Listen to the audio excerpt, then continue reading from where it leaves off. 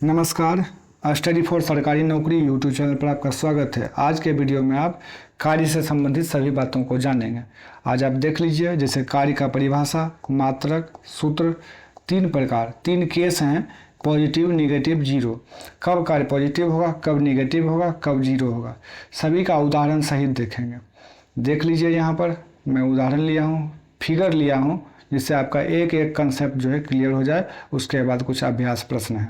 अभ्यास प्रश्न जो मैं लिया हूँ, इसको करने के बाद आपको याद भी हो जाएगा। तो एक ही वीडियो में आपको कंसेप्ट भी दिया जाएगा, आपको नोट भी इसी माध्यम से आप बना लीजिएगा और साथ में प्रैक्टिस भी कर लीजिएगा। और जब तीनों चीज़ कर लीजिएगा तो आपको याद भी हो जाएगा। और अगर आप बिहार पुलिस, बिहार दरोगा, बीपीएससी प्री और शिक्षक भर्ती, साथ में बीएसएससी, ये सभी एग्ज़ाम का तैयारी कर रहे हैं तो हमारा चैनल आपके लिए बहुत लाभकारी सिद्ध होगा। आप लोग इसको देखिए, शेयर कीजिएगा। इसी वीडियो के एक कमेंट बॉक्स में टेलीग्राम का लिंक होगा, उस पर जाके आप ज्वाइन कर लीजिएगा। वहाँ पर आपको कुछ इम्पोर्टेंट स्टडी मटेरियल प्रोवाइड किए जाते हैं, तो ज्वाइन कर लीजिएगा। अब आगे आते हैं डायरेक्ट। यहाँ पर देखिए लिख दिए हैं अध्ययन स्रोत, यानी आप जो है जब इस वीडियो को पढ़िएगा तो एनसीईआरटी, लूसेंट और घटना चक्र तीनों क्लियर हो जाएगा। तीनों का समायोजन है। अब आगे आते हैं परिभाषा। बल किसे, कार्य किसे कहते हैं? तो कार्य का यहाँ एक फॉर्मूला लिखे हैं, F into S into cos theta. F होता है बल, S होता है डिस्प्लेसमेंट यानी विस्थापन, कॉस थीटा यानी कोण, किस एंगल से विस्थापन हो रहा है और किस एंगल पे बल लगा रहे हैं और किस एंगल पे विस्थापन हो रहा है, यही बात जानना है। देखिए, एक जगह जो है आप बल लगाइएगा और विस्थापन दूसरी जगह होगा, तो वहाँ पर जो ये कॉस थीटा होता है, ये बल और विस्थापन के बीच का कोण होता है। कॉस थीटा क्या होता है? बल और विस्थापन के बीच का कोण होता है। और यह कब धनात्मक होगा, कब ऋणात्मक होगा, कब जीरो होगा, ये कॉस थीटा पर निर्भर करता है। और इन सब में से एक बात और ध्यान रखिएगा कि इन सब में से कोई एक जीरो हो गया, चाहे एफ जीरो हो जाए यानी बल जीरो हो जाए, चाहे विस्थापन जीरो हो जाए, चाहे थीटा यानी बल और विस्थापन के बीच का कोण जीरो हो जाए, तो कार्य क्या होगा? तब कार्य जीरो होगा। अगर इन तीनों में से, ये ध्यान रखना है, अगर इन तीनों में से कोई एक जीरो हुआ तो कार्य भी जीरो हो जाएगा। यही बात ध्यान रखना है। और ये बात इसलिए ध्यान रखना है कि अक्सर एग्ज़ाम में ये बात पूछकर कंफ्यूज करता है, तो इसको अच्छे से ध्यान रखिएगा। अब देखिए परिभाषा थोड़ा सा जान लेते हैं। जब बल लगाने से वस्तु में विस्थापन होता है तो बल द्वारा किया गया कार्य कहलाता है। यही फॉर्मूला जो आप देख रहे हैं ना, इसी को सेट कर दिया यहाँ पर। आप कार्य को ऐसे भी परिभाषित कर सकते हैं, फोर्स और डिस्प्लेसमेंट यानी बल और विस्थापन के गुणनफल को कार्य कहते हैं। बल और विस्थापन के गुणनफल को कार्य कहते हैं। तो ये बात आप समझ गए। अब इसका मात्रक क्या होता है? इसका मात्रक जूल होता है, एसआई यूनिट। सीजीएस में ये अर्ग होता है और 1 जूल में 10⁻7 अर्ग होता है। 1 जूल में 10⁻7 अर्ग होता है। वहीं एक अर्ग में कीजिएगा तो -7 यानी उल्टा हो जाएगा इसका, ये ध्यान रखना है। अब 1 जूल जो है, 1 जूल को डिफाइन करना है तो क्या बोलिएगा? 1 जूल, ये एनसीईआरटी का एग्जाम्पलर में ये क्वेश्चन दिया हुआ था कि 1 जूल को परिभाषित कीजिए, तो उसको कैसे परिभाषित कीजिएगा? तो चूंकि एसआई मात्रक जूल है, किसका? कार्य का, तो 1 जूल कैसे परिभाषित होगा? यहाँ पर देख सकते हैं, एफ का यानी बल का एसआई यूनिट क्या होता है? न्यूटन होता है और डिस्प्लेसमेंट का मीटर होता है। तो 1 मीटर किसी ऑब्जेक्ट को 1 मीटर विस्थापित करने के लिए अगर 1 न्यूटन का बल लगाते हैं तो क्या कहलाएगा? वह 1 जूल कहलाएगा। ये विस्थापन लिख देते हैं यहाँ पर, यही ना लिखा हुआ है, 1 न्यूटन बल से 1 मीटर विस्थापन किसके बराबर है? 1 जूल का। और यही परिभाषा है। आप ऐसे बोल दीजिएगा तो समझिए कि सही उत्तर हो जाएगा। 1 न्यूटन बल से 1 मीटर विस्थापन यानी 1 जूल। बस इतना भी बोल दीजिएगा तो समझिए हो जाएगा। और बाकी आप समझ ही गए कि किसी वस्तु को 1 मीटर विस्थापित करने के लिए जब 1 न्यूटन का बल लगता है तो वह 1 जूल कहलाता है। अब देख लीजिए यहाँ पर कुछ ध्यान देने के लिए बोल रहा है, वस्तु का विस्थापन शून्य हो तो किया गया कार्य भी शून्य होगा। यही नहीं, सिर्फ विस्थापन ही नहीं, अगर बल ही नहीं लगाइएगा तो क्या कार्य होगा। तो ये अगर या तो F 0 हो जाए या S यानी विस्थापन 0 हो जाए या cos थीटा ये 0 हो जाए तब क्या होगा, कार्य 0 हो जाएगा। यानी cos 90 का मान 0 होता है। अगर 90 डिग्री पर है कोई वस्तु तो समझिए यहाँ पर क्या होगा, यहाँ वर्ग भी 0 हो जाएगा। अब आगे आते हैं, आपको बताए थे ना कि 3 केस है। 3 केस में पहला केस है आपका यहाँ पर धनात्मक कार्य। तो धनात्मक कार्य कब होगा, जब इस तरह का हो, यानी बल और विस्थापन का जो एंगल होगा यानी थीटा का मान होगा वह क्या होगा, एक्यूट एंगल यानी निम्न कोण। निम्न कोण करने का मतलब थीटा से ज़्यादा यानी 0 डिग्री से ज़्यादा और 90 से कम। थीटा नहीं, 0 डिग्री से ज़्यादा 90 से कम। एक होता है ऑब्ट्यूज। क्या होता है, एक ऑब्ट्यूज यानी अधिक कोण। कौन सा कोण, अधिक कोण। ये 90 से ज़्यादा 180 से कम, 180 से कम। तो ये होगा ऋणात्मक वाला। और जब 90 डिग्री पे होगा तब क्या होगा, जब 90 डिग्री पे होगा तो cos 90 का मान 0 होता है, तब कार्य शून्य हो जाता है। अब देखिए धनात्मक कार्य आपको बताया भी, ये जो लिखा हुआ है ना यही बात लिखा हुआ है, 0 से ज़्यादा 90 से कम। अब इसका उदाहरण कुछ है। क्या उदाहरण है, व्यक्ति कार को धक्का लगा रहा है तो इसका डायरेक्शन जो है, जैसे बल और विस्थापन दोनों किधर है, एक सेम साइड है। किधर है, सेम साइड। और इसमें भी अगर थीटा 0 हो जाए, थीटा बराबर 0, तो cos 0 क्या होता है, 1 होता है। और मैक्सिमम कार्य मैक्सिमम कब होगा, जब थीटा बराबर 0 हो जाए। कार्य मिनिमम कब होगा, जब थीटा बराबर 180 हो जाए। और कार्य 0 कब हो जाएगा, जब थीटा बराबर 90 हो जाए। ये क्वेश्चन मैं लिया हूँ, ध्यान से सुनिएगा इसको। कार्य निगेटिव मैक्सिमम कब होगा, मैक्सिमम, मिनिमम और जीरो 3 केस है। एक तो धनात्मक है, तो धनात्मक तो मान लीजिए अगर वो 30 डिग्री भी है तो धनात्मक ही होगा। 0 से लेके 90 के बीच में अगर एंगल बनता है तो कार्य धनात्मक होगा।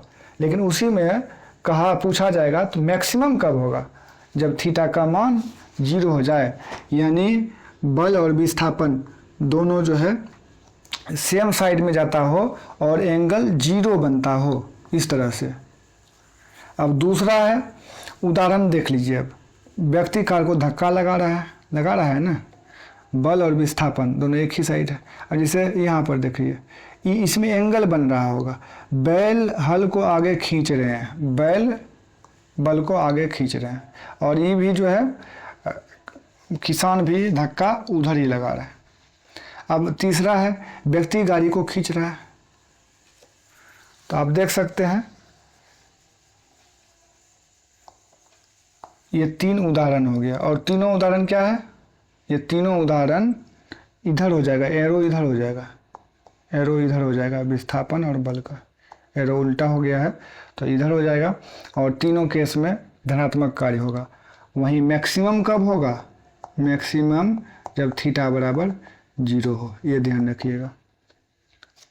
और धनात्मक कब होगा, जब 0 से ज़्यादा और 90 से कम हो, 0 से ज़्यादा और 90 से कम हो। अब आगे आते हैं, देखिए कार को आगे धक्का देना, बैल द्वारा हल खींचना, गाड़ी को अपनी ओर खींचना, यह धनात्मक कार्य के अंतर्गत आता है।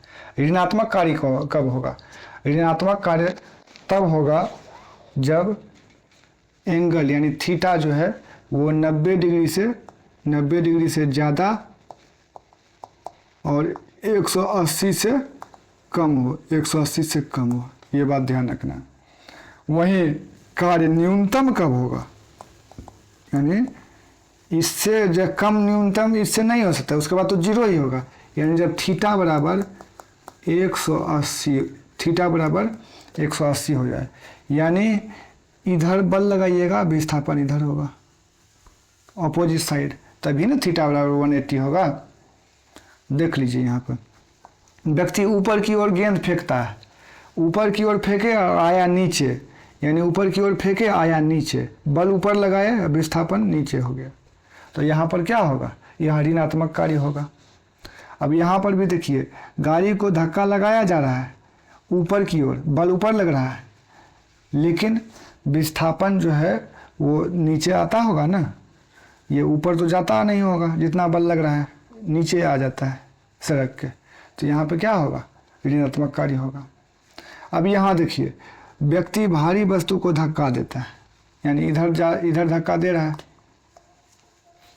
और गति नहीं है, यानी यहाँ पर भी क्या होगा, यहाँ पर भी ऋणात्मक कार्य होता है। तो ये तीनों, ब्रेक लगाना, गति कम करना, यानी गति कम हो जाता है, तब क्या होगा, ऋणात्मक कार्य होगा। तो ये सब देख लीजिए। अब शून्य कार्य कब होगा, शून्य कार्य जब थीटा बराबर 90 डिग्री होता है। यहाँ देख लीजिए थीटा बराबर, अगर कोई जो है कोई व्यक्ति अपने सर पर बोझ लेकर चल रहा है, तो बोझ लेकर चल रहा है तो यहाँ एंगल कितना बन रहा है, 90 डिग्री का बन रहा है। बल आप ऊपर की तरफ लगा रहे हैं, विस्थापन इधर हो रहा है, तो ये एंगल 90 डिग्री बनेगा ना। अब कोई किसान घास लेकर चल रहा है तो वहाँ पर भी वही बात होगा कि विस्थापन इधर, बल उधर, तो ये एंगल कितना बना, 90 डिग्री। यहाँ देखिए अब इसमें कोई बाल्टी लेकर चल रहा है, तो बल इधर, बाल्टी किधर है, बल इधर लग रहा है, बाल्टी खींचे हुए हैं, और बल विस्थापन किधर हो रहा है, इधर हो रहा है। बल ऊपर की ओर लग रहा है और विस्थापन इधर हो रहा है, और इसके बीच एंगल 90 डिग्री है। तो ये तीनों केस में शून्य कार्य होगा। क्या होगा, शून्य कार्य होगा, क्योंकि यहाँ पर 90 डिग्री W बराबर होता है ना एफ एस कॉस थीटा, तो यहाँ कॉस थीटा का मान कॉस 90 रखिए, और कॉस 90 का मान 0 होता है। बताए थे कोई एक चीज़ इसमें 0 हो गया तो वर्क भी 0 होता है। तो यही बात आपको समझना था। अब कुछ अभ्यास प्रश्न है यहाँ पर दिखा देता हूँ। देखिए त्वरित पुनरावृत्ति पहले कर लीजिए, वर्क बराबर होता है एफ एस कॉस थीटा, और धनात्मक कार्य कब होगा, जब 0 से ज़्यादा और 90 से कम हो। अगर 0 रहता है तब तो मैक्सिमम हो जाएगा, मैक्सिमम कार्य, ध्यान रखिएगा। वहीं ऋणात्मक 90 से ज़्यादा 180 से कम, वहीं 180 हो जाएगा तब मिनिमम कार्य हो जाएगा, और शून्य कार्य तब 90 डिग्री। यही बात समझना था। यानी इसमें जो एंगल बनेगा, इसमें जो फिगर बनेगा इस तरह से, और इसमें जो बनेगा इस तरह से, और इसमें जो बनेगा इस तरीके से। तो तीनों का आपको अच्छे से समझा दिए। अब आइए अभ्यास कर लेते हैं। इसको जब अभ्यास कर लीजिएगा तो आपको याद हो जाएगा, और याद हो जाएगा तो क्वेश्चन बनने लगेगा। आइए, धनात्मक, ऋणात्मक या शून्य कार्य, इसमें बताना है कि कौन सा धनात्मक कार्य है, कौन सा ऋणात्मक कार्य है, कौन सा शून्य कार्य है। जब बैलों की जोड़ी किसी हल को खींचता है तो यहाँ क्या होगा, यहाँ कौन सा कार्य होगा। ये सब का जो है आंसर आप खुद लगाएंगे, चूँकि अभी मैं बताया हूँ यहाँ पर। हम देखिए, है ना, तो इसका आप देख लीजिए धनात्मक होगा, आप खुद देखिए यहाँ पर, तो इसका धनात्मक हो जाएगा। जब कोई व्यक्ति किसी वस्तु को आसमान की तरफ फेंकता है, आसमान की तरफ फेंका यानी इधर से इधर फेंका, लेकिन ये तो फिर इधर ही चलाया ना, बल ऊपर लगाया, विस्थापन नीचे हो गया।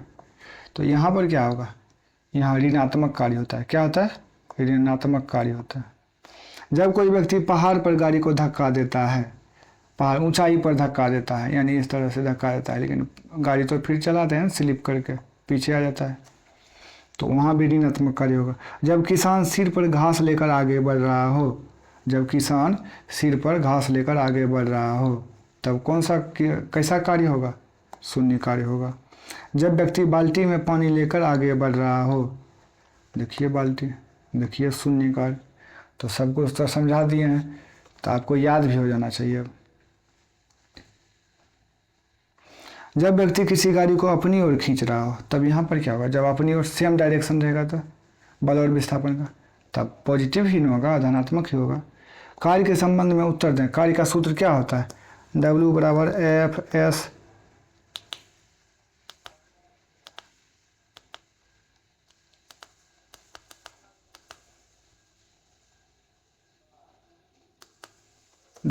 एफ एस cos थीटा, यही ना होता है फॉर्मूला। इनमें से कोई एक जीरो हुआ तो वर्क भी जीरो।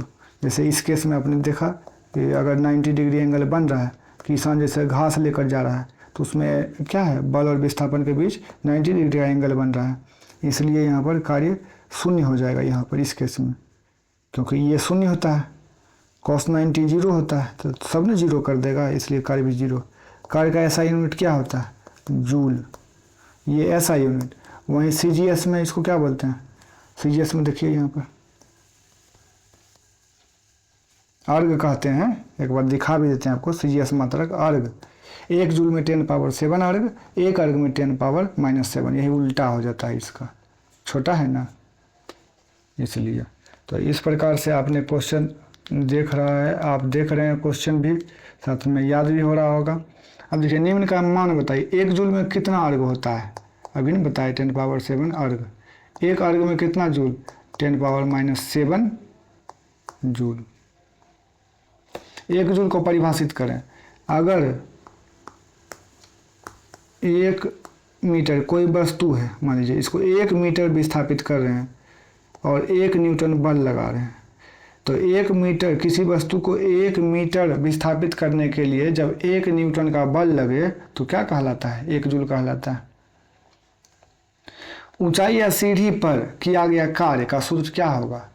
देखिए, ऊंचाई या सीढ़ी पर जब कीजिएगा ना, तो mgh, F बराबर होता है ma, यानी यहाँ पर चूंकि ऊंचाई पर जाइएगा या सीढ़ी पर जाइएगा तो गुरुत्वीय त्वरण वहाँ पे काम करता है। तो F तो होता है ना, ये F, H मतलब ये क्या हो गया? हाइट हो गया। S भी होता है क्या? डिस्प्लेसमेंट, जब इधर जाता है। अगर इधर कीजिएगा तो गुरुत्व के अगेंस्ट में जा रहे हैं ना, तो गुरुत्व के अगेंस्ट में जा रहे हैं, तो यहाँ F बराबर हो जाएगा mg और डिस्प्लेसमेंट क्या हो जाएगा? h। डिस्प्लेसमेंट क्या हो जाएगा? h या s बराबर क्या हो जाएगा? h। तो w वर्क बराबर क्या हो जाएगा? यानी वर्क बराबर होता है ना mf इंटू s, तो यहाँ F बराबर mg है और s बराबर h है, तो mgh, यही ना होगा। तो इस बात को समझ गए। एक बार फिर से आप देख लीजिएगा इसको, यही होता है। अब थीटा का मान बताइए। कार्य जब अधिकतम होगा, तो कार्य अधिकतम होने के लिए थीटा का मान कितना होना चाहिए? तो 0 डिग्री, 0 डिग्री यहाँ लिख देते हैं। कार्य न्यूनतम होने के लिए 180 डिग्री, कार्य शून्य होने के लिए 90 डिग्री, कार्य धनात्मक होने के लिए, तो धनात्मक के लिए ऐसे बहुत बताए थे ना, यानी 0 से ज़्यादा, 90 से कम। ऋणात्मक होने के लिए 90 से ज़्यादा, 180 से कम, यही बात है। 10 न्यूटन बल से वस्तु 5 मीटर विस्थापित होती है। थीटा बराबर 0 डिग्री पर कार्य ज्ञात करें। अगर थीटा बराबर 0 डिग्री है, देख लीजिए यहाँ पर W बराबर क्या होता है? F into S cos theta. तो cos थीटा यहाँ पे है, तो F इंटू S cos 0। तो cos 0 का मान क्या होता है? cos 0 का मान 1 होता है, तो F इंटू S ये हो जाएगा। तो ये बात आप जो है इसको अच्छे से समझ लीजिए। अपने नोट में लिख लीजिए जैसे बताते हैं। इससे पहले जो वीडियो अपलोड किए हैं उसको देख लीजिए। इसके आगे वीडियो अपलोड करते जाएंगे, आप इससे नोट बनाते जाइएगा। आपको कहीं किसी कोचिंग में नहीं जाना है, जा भी रहे हैं तो कोई बात नहीं है, लेकिन इसको पढ़ के आपका और कंसेप्ट क्लियर हो जाएगा और एग्ज़ाम निकलने लगेगा। हम भी इसी तरह से पढ़े और बहुत एग्ज़ाम निकला। बहुत बहुत धन्यवाद।